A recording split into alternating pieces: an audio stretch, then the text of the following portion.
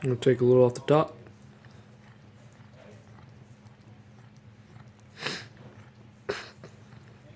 Jesus Christ, man.